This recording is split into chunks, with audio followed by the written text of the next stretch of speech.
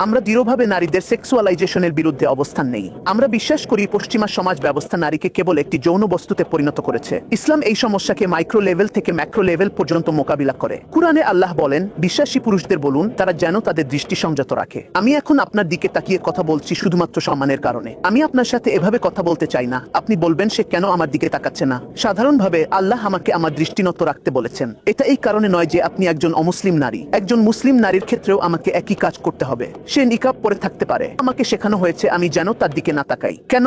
কারণ ইসলাম আমাকে ছোটবেলা থেকে একজন পুরুষ হিসেবে শিক্ষা দেয় নারী কোনো যৌন বস্তু নয়। আমরা তাদের দিকে কুদৃষ্টিতে তাকাই না। যদি এমন কিছু চোখে পড়ে যা আকর্ষণ সৃষ্টি করে, দৃষ্টি ফিরিয়ে নিতে হবে। একই নির্দেশ নারীদের জন্য প্রযোজ্য। বলা হয়েছে মুমিন নারীদেরকেও বলুন তারা যেন নিজেদের দৃষ্টি সংযত রাখে। এছাড়াও একটা ড্রেস কোড আছে। উদাহরণস্বরূপ একজন মুসলিম পুরুষ হিসেবে আমাকে নাভি থেকে হাঁটু পর্যন্ত ঢেকে রাখতে হবে। অনুরূপভাবে নারীদেরকেও নিজেদের দেহ ঢেকে রাখতে বলা হয়েছে। তার হাত ও মুখমণ্ডল ব্যতীত সমগ্র দেহ ঢেকে রাখতে হবে। এটাই কি হিজাব? এটাই হিজাব। হিজাব মানে হলো মুখ ও হাত ছাড়া সবকিছু ঢেকে রাখা। তাই এর মাধ্যমে একজন নারী তার যৌনতা নিয়ন্ত্রণ করতে পারে। অর্থাৎ সে চায় যেন তাকে তার মেধার জন্য মূল্যায়ন করা হয়, অন্য কিছুর জন্য নয়। খুব ভালো লাগলো। Try the Quranly app today.